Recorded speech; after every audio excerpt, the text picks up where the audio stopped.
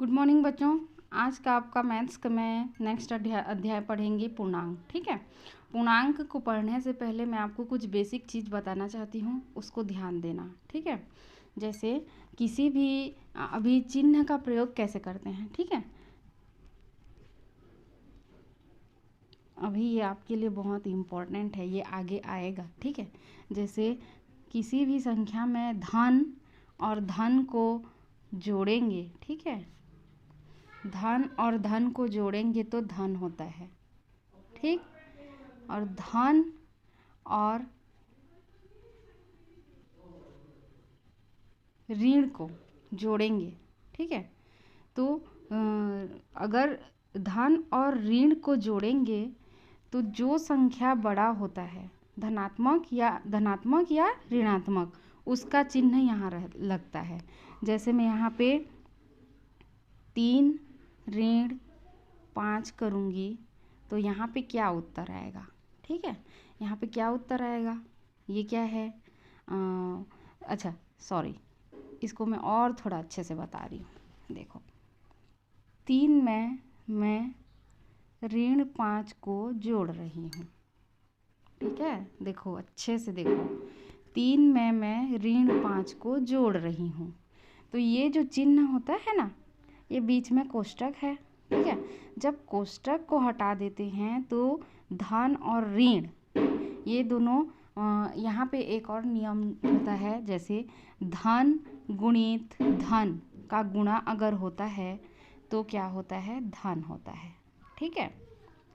धन गुणा ऋण। ठीक है। धन और ऋण का गुणा होता है तो उत्तर में ऋण आता है। ठीक। और ऋण गुणा ऋण होता है तो उत्तर में क्या आता है, धन आता है।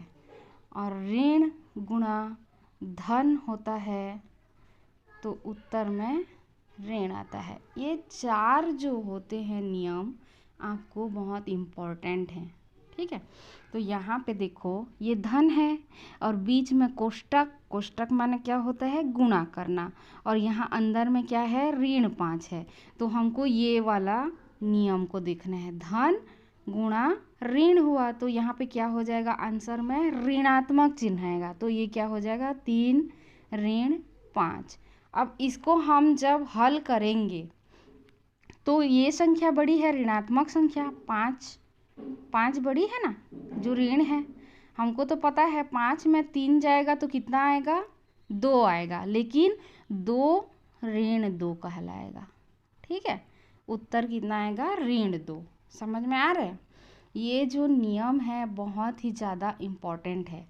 इसको आप जब तक याद नहीं करोगे या नहीं समझोगे तो आप आगे गणित नहीं बना पाओगे। ठीक है। उसके बाद मैं पूर्णांक के बारे में पूरा बताऊंगी। ठीक है।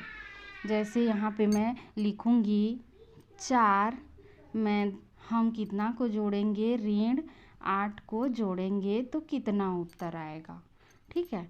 तो यहाँ पे 4, यहाँ धन और ऋण का गुणा है। जहाँ पे धन और ऋण आ गया वहाँ पे हमेशा ऋण आता है। ठीक है। और यहाँ पे क्या हो जाएगा, 8। ठीक है। तो 8 में क्या करेंगे, 4 को घटा देंगे और 8 में जो चिन्ह है उसमें हम लगा देंगे। 8 में 4 गया, 4 आया। 8 में कौन सा चिन्ह है, ऋण चिन्ह। तो उत्तर क्या हुआ, ऋण 4। ठीक है। दूसरा है ऋण 5 धन 2 बराबर कितना। अब ये कैसे होगा, ऋण 5 में हम धन 2 जोड़ेंगे तो कितना आएगा। देखो यहाँ पे ना क्या होता है, ये जो चिन्ह है और ये दोनों एक दूसरे के उल्टा हैं। मतलब यहाँ पे जैसे मैं ऋण 5 में, ऋण माने होता है उधार। ऋण माने क्या होता है, उधार। ठीक है। ऋण 5 माने हुआ आपका 5 रुपये उधार है। ठीक है।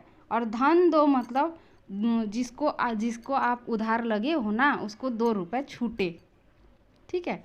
ऋण 5 उधार है आपका, 5 रुपये आप किसी का लगे हो, उसको 2 रुपये दे दिए तो और कितना रुपये उधारी बचा, 3 रुपये ना।